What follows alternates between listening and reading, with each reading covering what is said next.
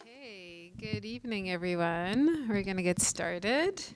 Welcome to the Poetry Project. My name is Mirene Arsenios. I'm the program director here, and I'm extremely excited tonight to welcome our ESB fellow, Christopher Kazar Janigian, as well as Isabel Sobral Campos for their reading tonight at the Poetry Project. So welcome to you both.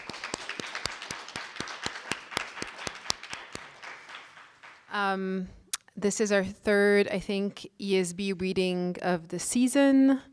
We have two ESB fellows also present here tonight, Mace and Mark. ESB, in case you're not familiar with this program, is a fellowship that we offer to quote-unquote emerging poets, whom we pair with a mentor.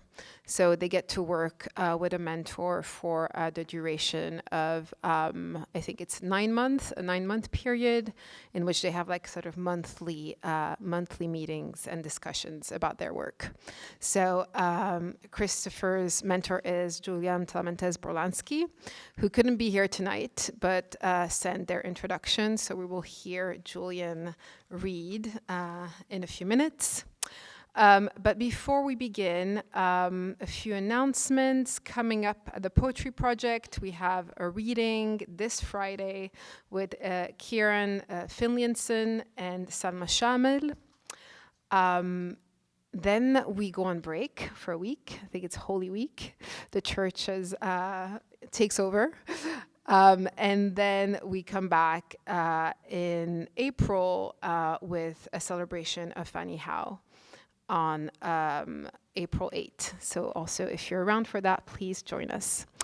Also, a reminder that we have this beautiful book available over there for sale by Isabel. The Optogram of the Mind is a Carnation. What a beautiful title and cover. And also truly a fantastic book, which I really recommend. So it's available for sale over there. I think that's it for announcements. I also want to thank Aiden Farrell tonight for introducing Isabel. Thank you, Aiden. And we will now play Julian's introduction of Christopher. Thank you.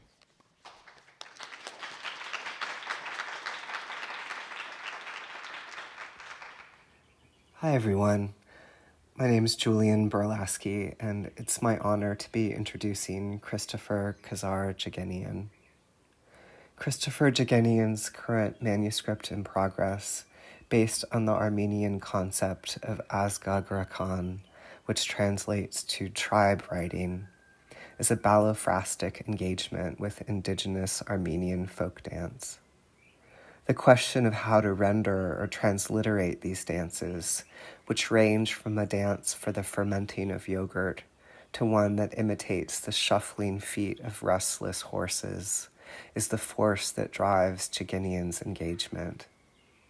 Taking ballophrasis, a word related to ekphrasis but that describes writing about dance, as a verbal conduit to approach the essence of Armenian dance, Jagenian writes that there is, quote, sometimes a voice in my foot to regard the stone. There's an old saying, too, about how poetry is where the shoe hurts the foot. The poems deal with the impossible question of how to reckon with the after effects of a genocide, and how cultural information is transmitted under such conditions. Ingenious strategies of passing down material through folk tradition, cryptic names woven into rugs, Armenian folk song, and of course, the dances themselves. Archival material such as interviews, historical documents, and ethnographies are woven in as background, providing unseen structural frameworks for the poems. And the dances too provide frameworks, the meter of dance, the kinesthetic movement, and the field of text become visual and oral staging areas. Working with these various fields of text, such as the threshing area or the horizontal circle, which mimic the spaces where the dance takes place, create fertile ground for Jagenian's extrapolating from and interpolating his own experience into the living folk tradition. In Horizontal Circle, he writes, "I have been exuded from a candle. The candle has been exuded." Form and persona allied in the space of the dance, and quote, "Dance roots one in the past and present at once." Poetry does this too, which, like dance, like music, is a temporal art form, one in which the present and future convene to, quote, "summon the feeling into the page."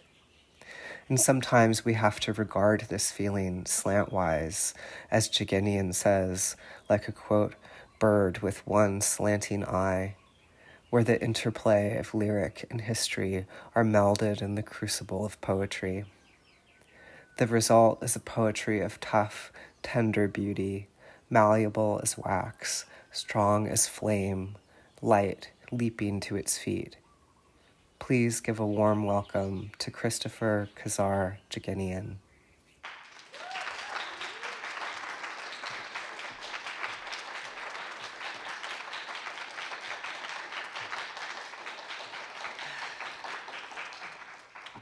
Thank you. Thank you, Julian and Mirene and the Poetry Project. This fellowship has been a real gift. And thank you all for being here. I wanted to start with a poem by Ghassan Zaktan. It's called Wood Carving, and it's been translated by Fadi Juda. Wood carving. 1. In the house of cactus, I finish what I started. 2. A novel for death and the dead in a chapter on bird matters. 3. My house is my journey, the wind my door, and windows are what I saw. 4. I lost my fortune, but kept my acumen. 5. A blind man with sight by the falcon's nest sculpts my solitude, so I'd be loved by a variety of selections. 6. I cajoled hyenas, and besides myself, trusted no one. 7. I left no hand to return to, and kept no road to arrive. 8. When I came to in the house of cactus, I had a full name and golden hands, and untethered to remembrance I was.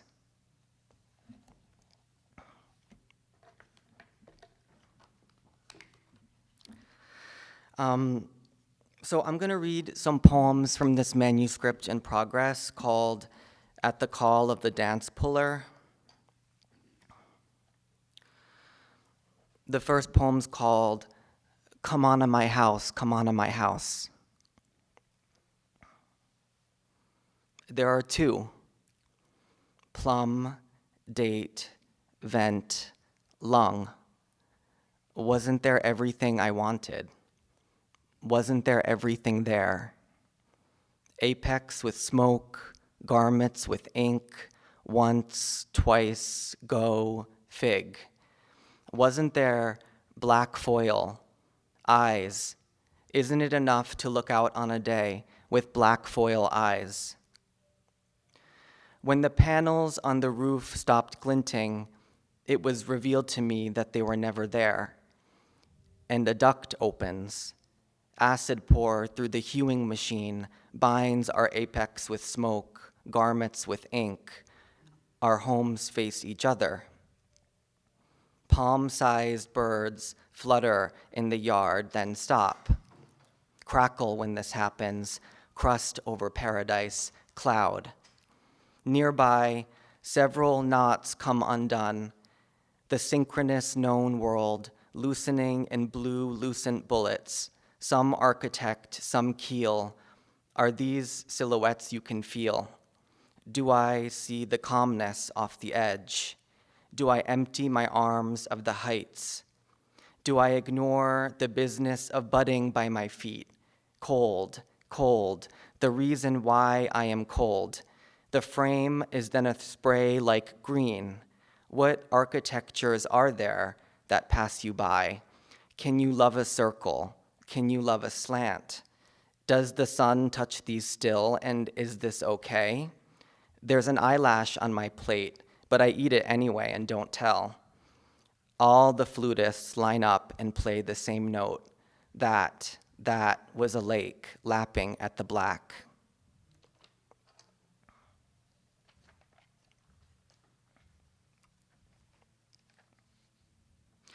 Threshing area, Harpertsi Tamzara. Milky column and arrowed flare, thaw. I'm not seeing a wide Tamzara moving through the plateau as a single person, heavy and breathing, tap, swivel to get the rhythm before beginning. Who is your leader? The hold, back basket, arm around back, that is neither pinky nor shoulder, that is 9-8, 9-8 in place, sharp, that is you. Blur, heel to the rising off the floor. The pattern is rigid, a hollow turn. There's a man in the evening. Where do you go?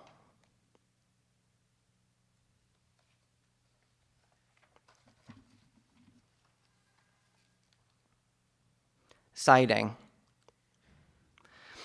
In the form of two eyes, you take the grape lymph in the form of two eyes. Spread it over the rafters. The grape lymph creeps through late flesh. I missed the burning sponge smell through this one door. What valley becomes more open? What 7 silver mouths? The cloud that caught. You can count on one hand the number that still stand. I can watch your stomach pulse with your heart. In the fullness, I see a mound. Its messy twin, square and harsh curve, bird with one slanting eye, its beak around the mound, growing around the smell. Eyes drip shut. Without a trace, the spinner for spinning thread, the entire clan, including ancestors, the sprouts charred, linseed for so-and-so, and the casings, their motion in the wind, in the church.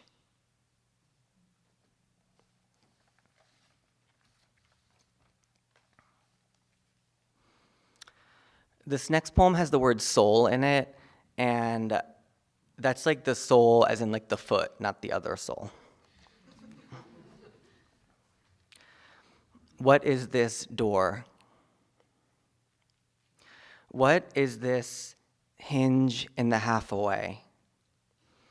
In this light, each yellow notch my soul touches claims a section, my draining.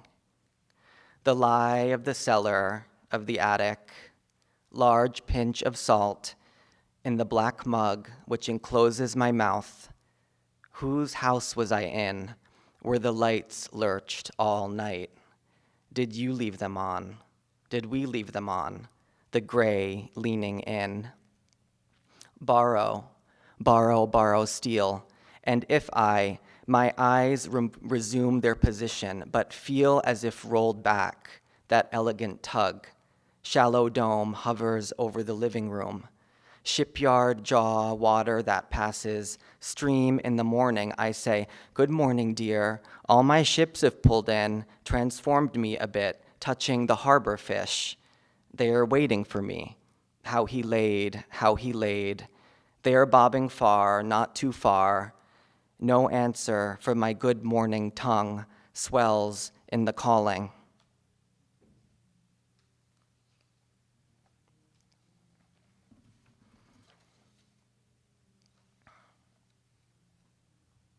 Threshing area Palutsihale. Despite tight formation and limited step pattern, considerable variation is possible in the stepping. With a crouch, with a strong carriage, short lines are tightly packed, arms down straight, and fingers interlocked, each finger narrowing between mine, slicing. Torso sways, torso swoops in an arc. There is a special kind of darkness in this, observable in a stone construction, neither darkness nor light, but which leaves the viewer, my lower eyelid away from my face, and down between to see the powder gather in necessary peaks, then explode off.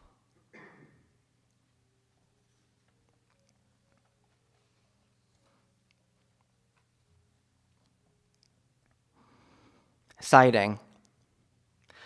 One mum could not be cast. Seldom it screams, tell me I am not blue, green, red.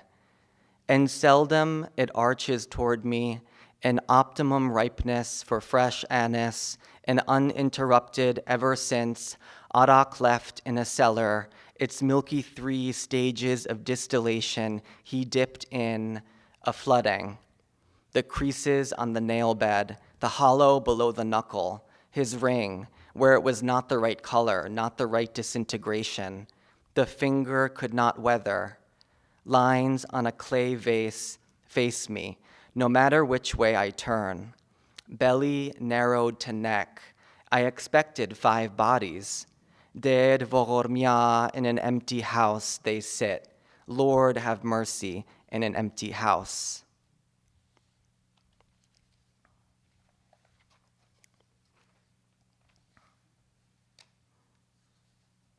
Siding. I have now the floor salt. Wanted. Wanted. By this, the wall would have been a shard, a column, piece of arch. It would have scooped out a center as scatterings. Black at arakelots, a cold could come. Sometimes a voice in my foot to regard the stone.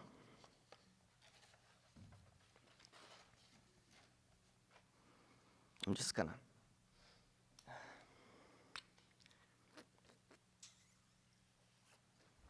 Okay. So this poem starts with an epigraph by the poet Daniel Varujan.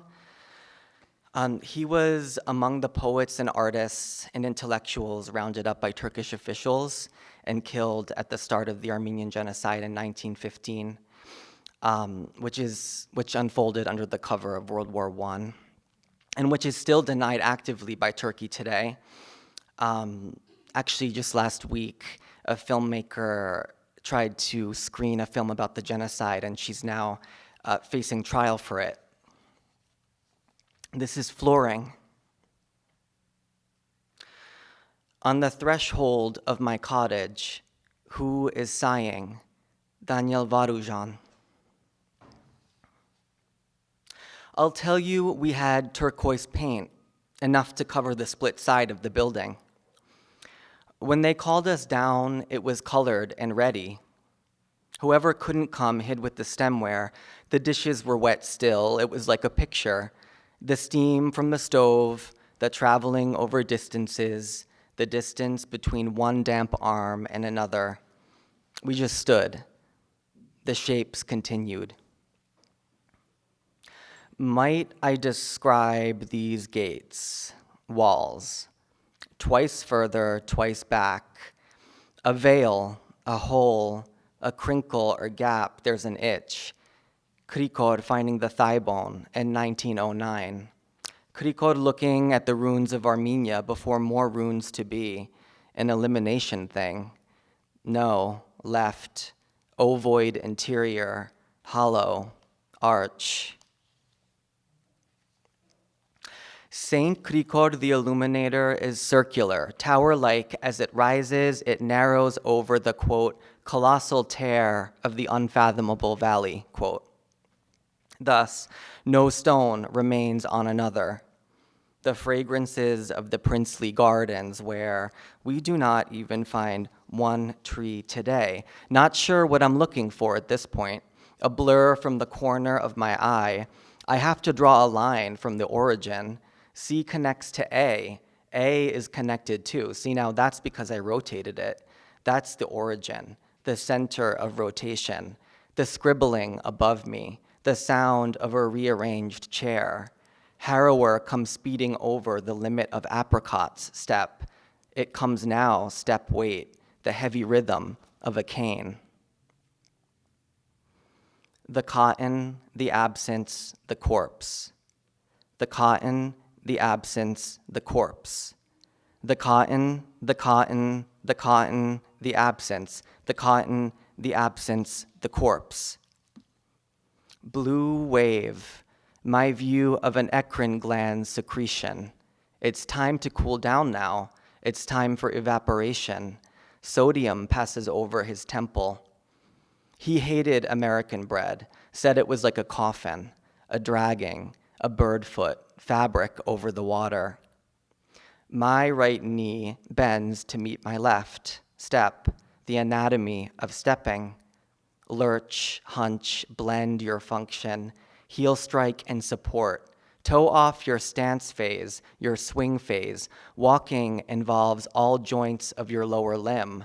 This characterized by an inverted pendulum motion. Your body vaults over the non-moving limb. Repeat it and you get a gait, a cycle. Sometimes at the corner of a pilaster, you can't catch the beat. Digging up bones from a massacre, from before the massacre, faint octagons on the floor.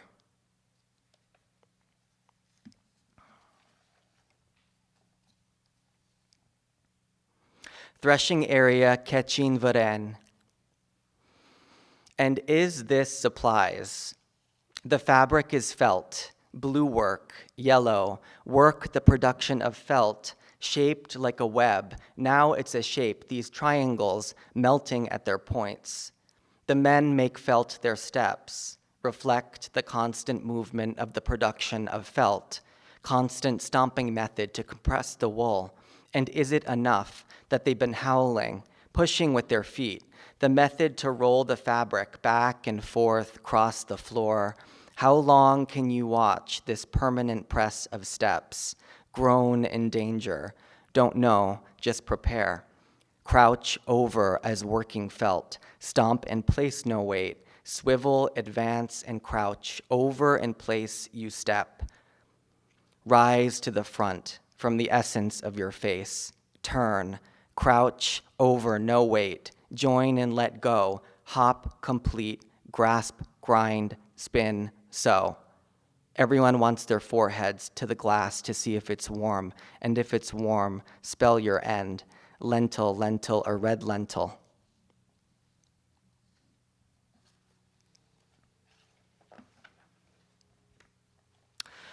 I'm just going to read a few pages from this long poem. It's called Horizontal Circle. From Horizontal Circle.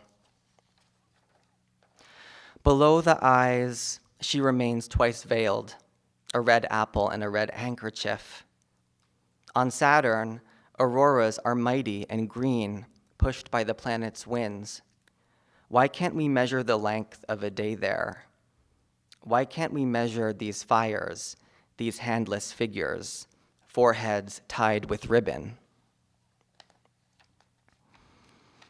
A stone stairway, permanent and wide enough for oxen to climb. I don't want to go tomorrow. I'd like to go today. A garden to peer out at, this one window. That's the way it is. Well-to-do, a good fire laid, red hot like that, the circumference of oxen hoof. Where the light sterilizes the dome with a hard blue to make an eye go numb, there over the desert night, the upholstery is now to remind you. And there she is, in the bee's eyes, which open and close, and down in the blinking tonir, will I see what's there? I watch a line form into a horn. Can you describe the skulls that hug the arc? I cannot. There are two possibilities that fill the bowl. Possibility one, you are somewhere in this circle. Possibility two, you are nowhere in this circle.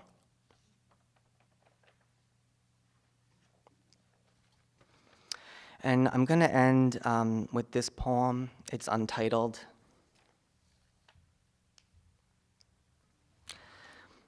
Bearing the gift for the priest at the time of the juncture. Blessing of the home. Sickle and scythe, did not have enough eyes, did not. It needs to excuse. It needs to taste buttery, exude.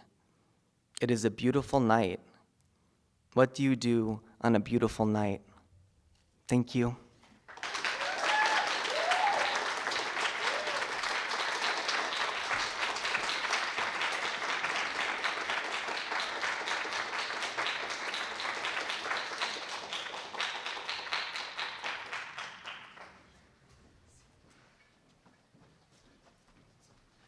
I forgot I had to come to the stage. Okay. Our next reader is Isabel Sobral Campos, and who will be introduced by Aiden Farrell.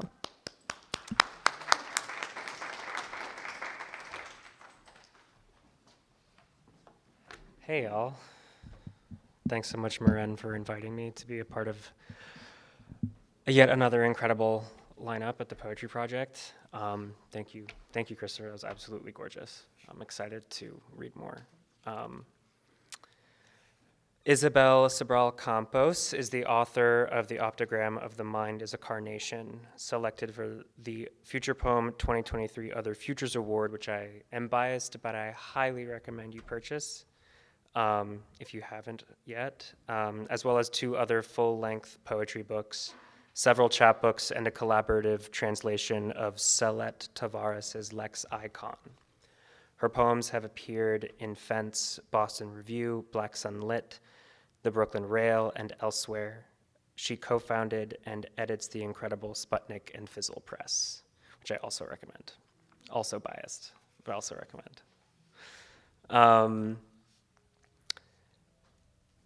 Something strange happens to time in Isabel's 2025 title, Optogram of the Mind is a Carnation. By this, I don't mean the seconds, minutes, hours of the day as I experience them, but the time of history, the larger swaths the word time indicates, how history's materiality endures in our narratives, our repetitive and redundant actions, how our perpetually evolving relations and means of relation layer the actions, expressions, objects, power dynamics of the past. In geology, this kind of time is referred to as deep time, time outside of our immediate awareness, where it behaves inherently differently, the time it takes for a rock to become a diamond. Campos's lines in the optogram create a lexicography, a hermeneutics of this process, not as geology, but as sociality, narrative, and material, as might a geologist with a cross-section of Earth for better visibility. What happens as a result is an archaeology of the present, a hauntology in which the legacy of the Portuguese, indeed the European project of colonialism, reverberates out from the suppressed voices that can still be heard into our current blindnesses. Isabel enlivens all the history lying latent in an act of speech and then tends to it, allows it room to grow, gives this history, its infinite perspectives and voices, the space to become acts of speech again. Her combinations of genre, archive, document, memoir, poetics, the way that she has past and present coincide, relate, and react to one another, likens the capacities of poetry to those of an ecosystem. The more I enter the details, often progressively horrific and messy, the more the whole rises to confront my gaze. The optogram, therefore, is holistic, and its glimpses are not visual, but dependent on relation, the telling of stories, on witness. An optogram is the alleged final image captured on the retina at the moment of death. How many optograms would be of mothers, children, bombs, drones, Western impositions of success and comfort at the expense of colonially subjugated lives, were such images to exist? I need poetry like Isabel's to reflect the layering of experience across time and generations, from river to sea, to show that complicity is not latent concept, but material response, such that time and objects and actions collapse into a singular present. I need poetry like Isabel's because of its revelation of the curse that oppression is spelling against itself currently. Here, document, memoir, terror fold into a common music. This is the work that fills the space between them. As Campos writes in Optogram, I keep hoping the fungal will triumph, sprout into new becoming. Aren't we all murdered by time? And those who were murdered are murdered again in the solstice of intentions. Please welcome Isabel.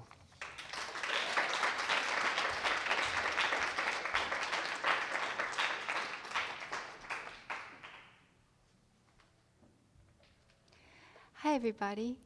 And thank you for that beautiful introduction, Aiden. That was very moving. I loved it.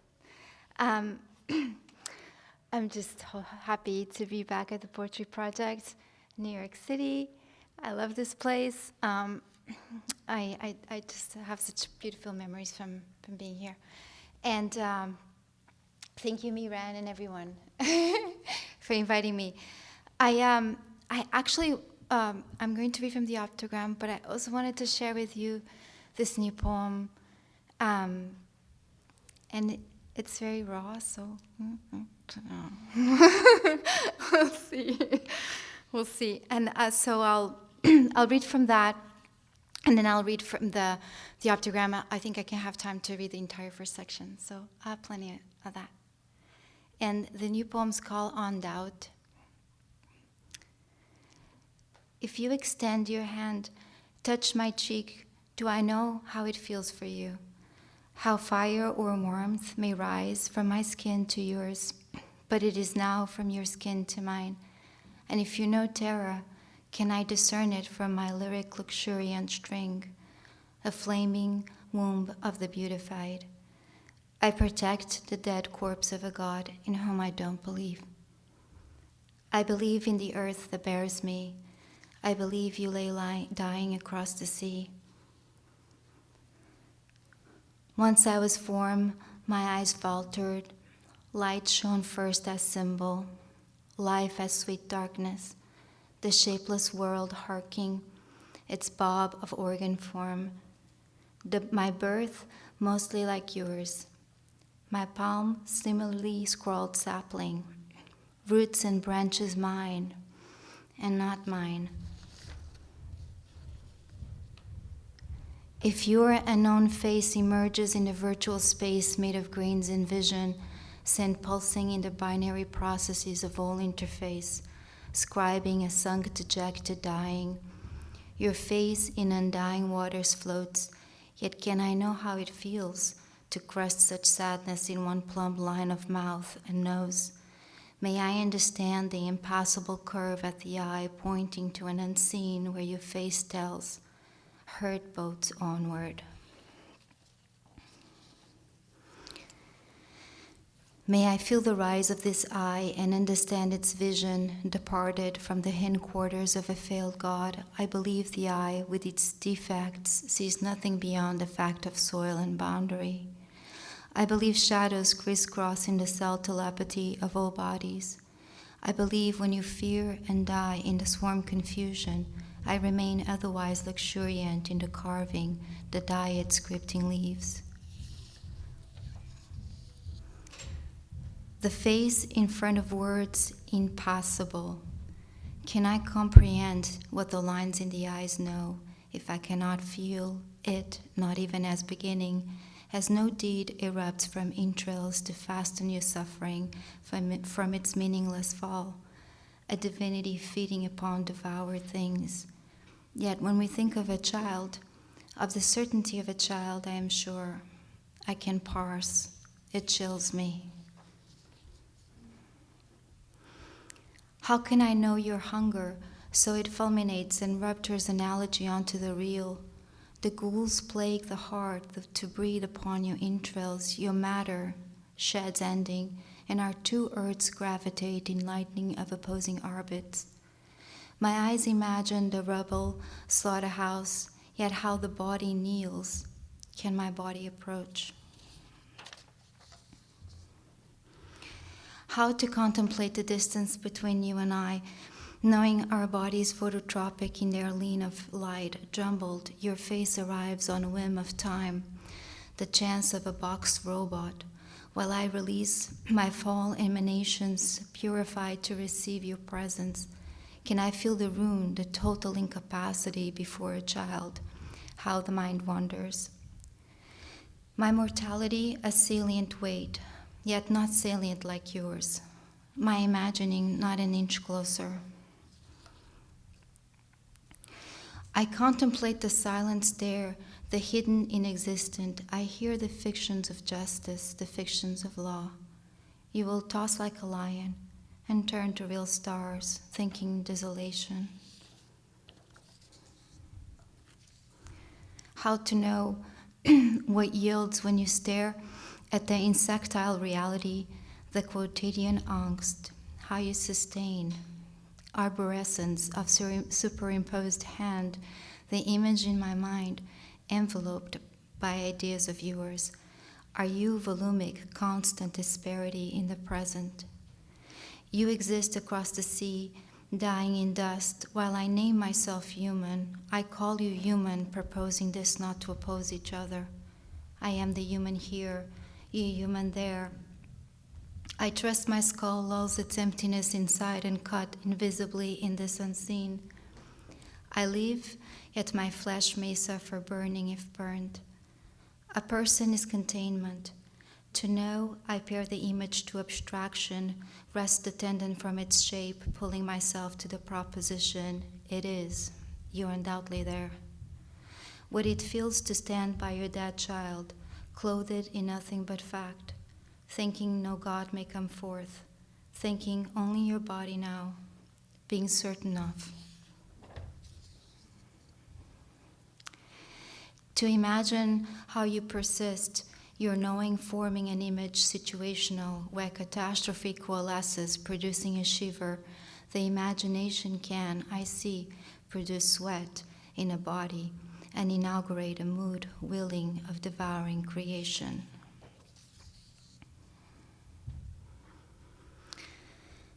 I am certain of your tone of certainty when you point to the ground where the dead lie, when the empty bowl sways in your hand.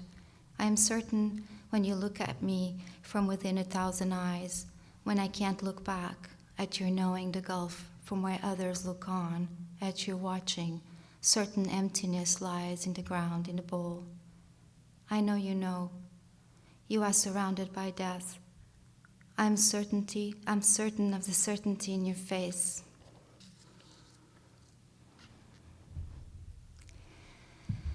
How does the word reality creep into the eternal eye that watches the feeling of words I may write? Dread, horror, panic, shock, the felling of words spiking flesh, spilling over cries of entrapment, the colors of rubble, the colors of pain, the dread of creation, the rags of night. How can I sustain the sign and the index together? They collapse into each other's range and trap the symbol that speeds meaning. Nothing can explain this. Nothing can staunch the mind. only a god of dismemberment, dead too, and folded in blankets. Dead too and folded in blankets is a certainty I do not doubt.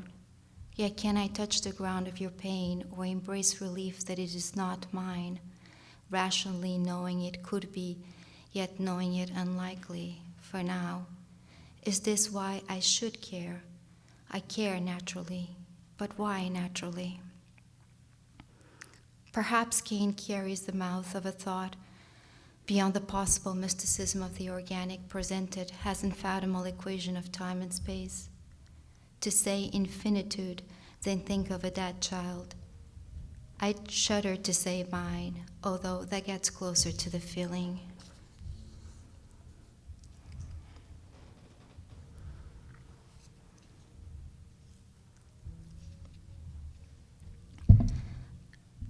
There comes a time when acts of containment become necessary. I believe I would depose my all for you. I would squabble a stone for you. I would give you my water, my food, my body as shelter, as shield. I believe in one death only. There are fictions of law and justice. We are waiting. Nothing can explain this.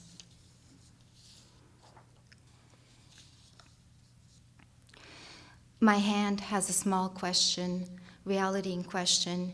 If you remain behind a screen, there are no physical walls. We are dispersed without signals. We, the robots we invent, they alone say, I know, I laugh. Their mechanical squealing laughter. My secret is that my hand knows.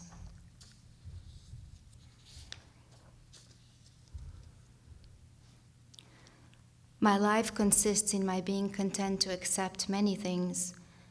Discontentment, like an adhesive, the gluing kind of reasoning, floating together with the withered and estranged, sarcoptic. My life a clastic adjective rolling down, at bottom sustained by riddles inside an open mouth. My pretense at the double. The fetal contradiction whereby you curl inwardly toward the pulp of your body made contort woe, and from the spy hole you shorn your veils.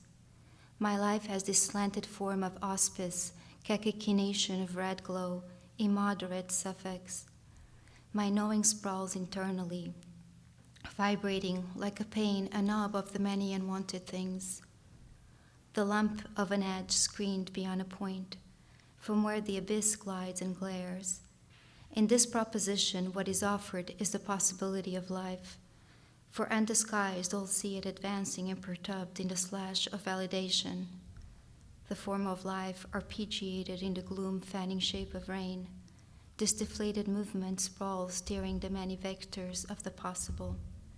Among you and I, erasing the contradiction between self and other. Soft paradox, coated and atrophied. The petals appear and succeed each other, disappearing. Red autumn to naked boughs, gray ground dreams flowering, doubts in the fire.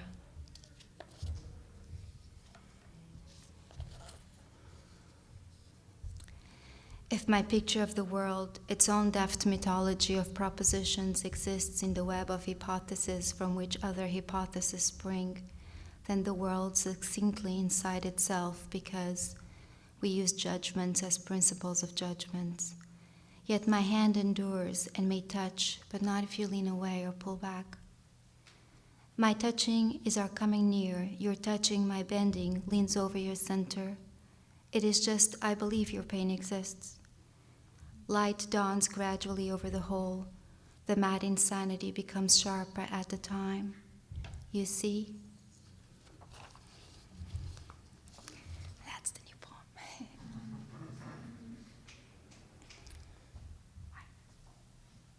Some water.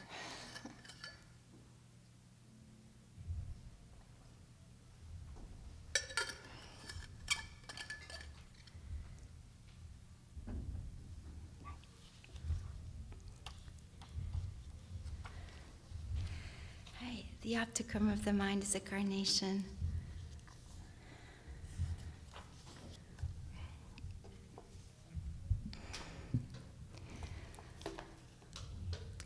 L'Oreal Kids Shampoo on growing piles of books, Isaid, Mayan letters, and Clifford Geertz. I study the past phosphorus signs and read a biography of Amilcar Cabral. My mother writes her narratives, radiator heat, reflection at bay, snow raptures window pane, spinach patch swooning on winter burn. Perhaps the nipple will be used again, an aftermath. I wake up in a tall breath of anxiety linking time to loss as it remains evident. My furrowed brow when I look at her, thinking of time and timed processes, reproduction or reproducing what happened, humble as saying of facts. Motherland or ancestral or lion's land, one unravels the political vision by unearthing a rock from a building, Caxias, Peniche, Tarrafal concentration camp, miscegenation by rape contact. We know that stones speak.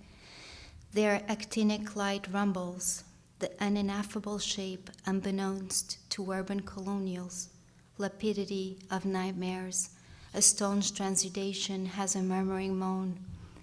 Then a brick in the sun baked, seasonal layers, Atlantic fumes, finished air ghosts on horseback, simmering western squalls. I enter new data to dry days, BM and glow, titanium plate and screws on left wrist, the size of a small pendulum, IUD look of wishbone removed in preparation for late kindness.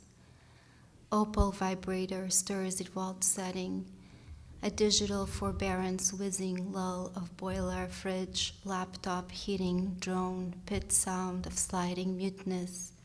Simpson of Bond Street logging words like forb, anoxia, azimuth, blade, Cold Mountain, Jaguar, subset, slicing through a pass to Cambridge, presently in the winter of 2022.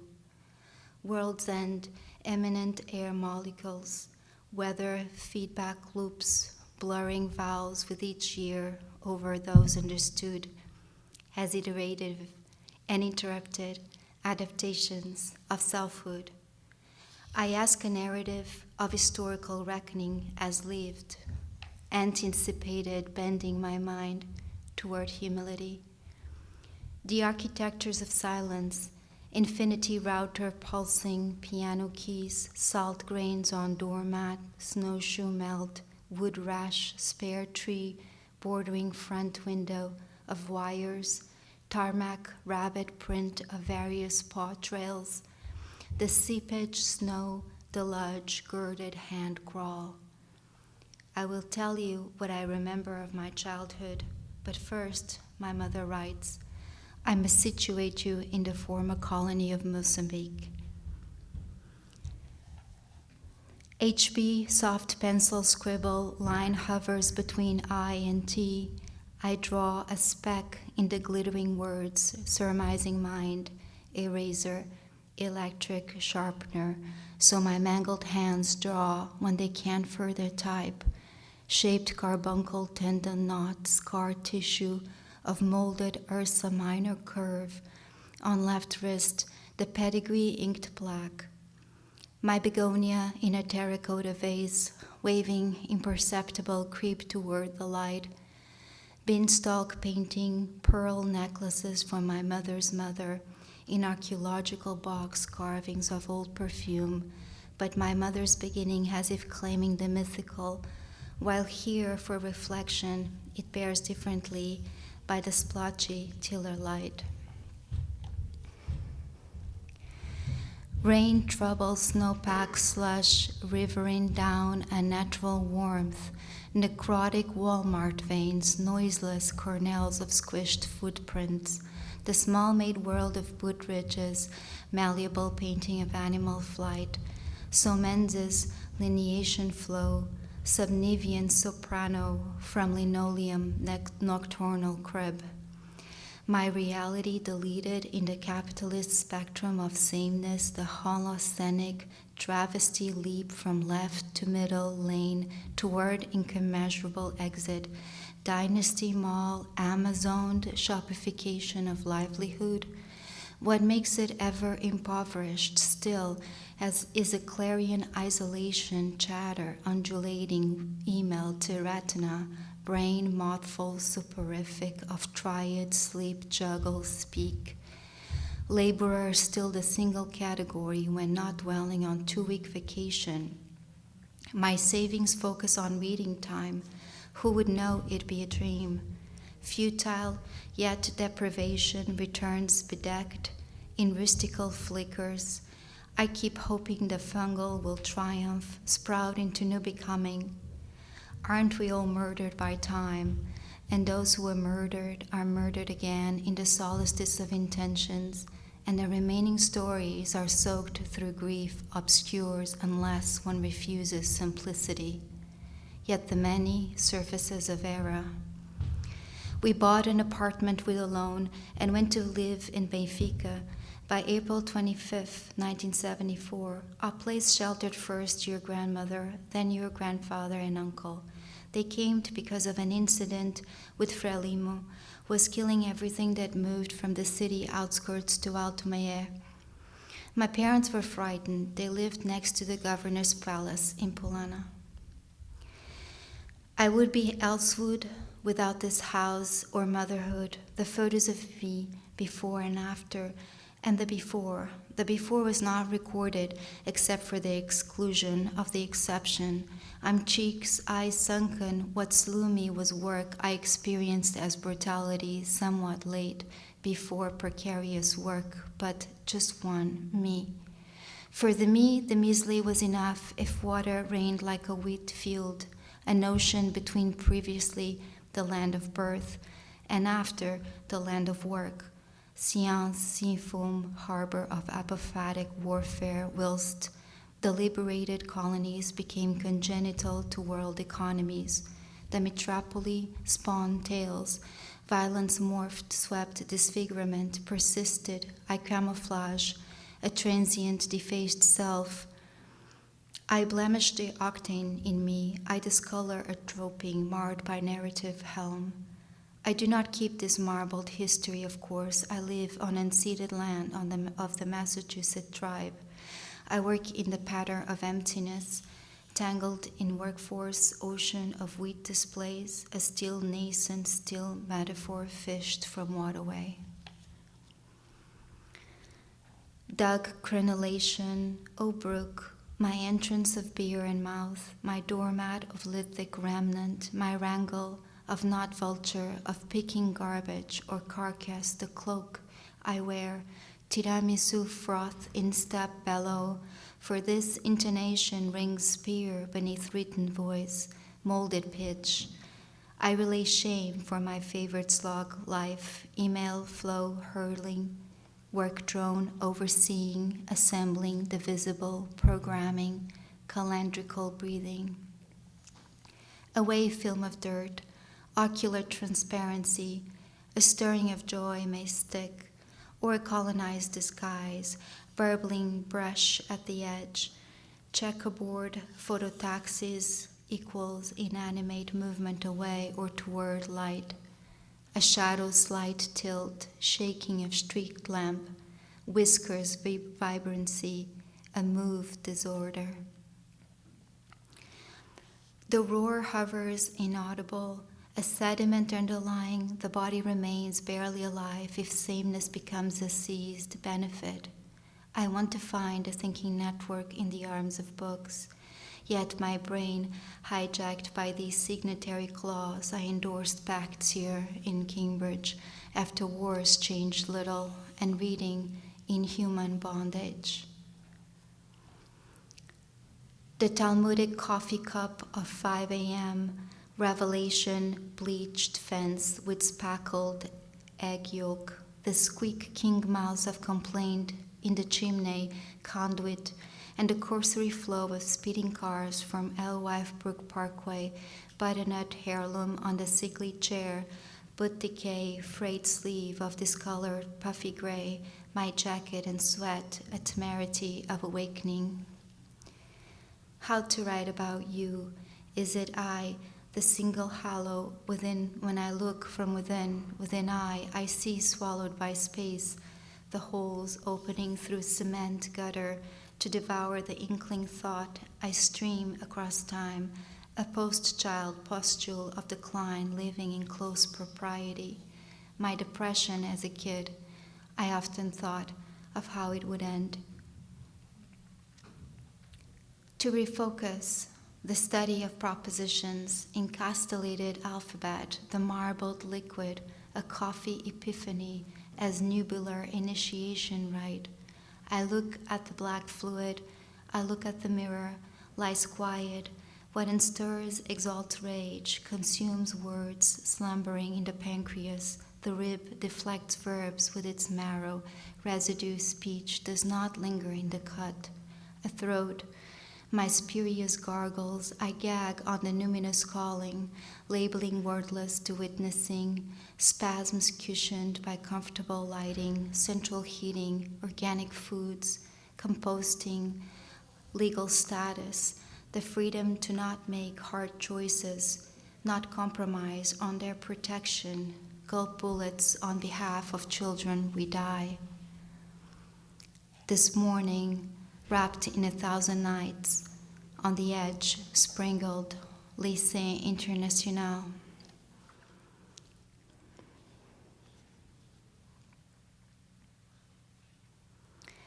20,000 workers from Angola, Mozambique, and the Cape Verdean Islands work 12 hours a day on the settlers' farms of São Tomé, in the heart of the equatorial zone. There is forced labor for public works in Guinea, Angola, and Mozambique. But in the latter two, it extends as well to privately owned companies. Every year, 250,000 Angolans are rented out to agricultural, mining, and construction concerns. Every year, 400,000 people of Mozambique are subjected to forced labor, 100,000 of whom are exported to the mines of South Africa and the Rhodesias. This trade in forced labor provides one of Portugal's most stable sources of foreign currency. Amílcar Cabral, The Facts About Portugal's African Colonies. And I'll end there. Thank you.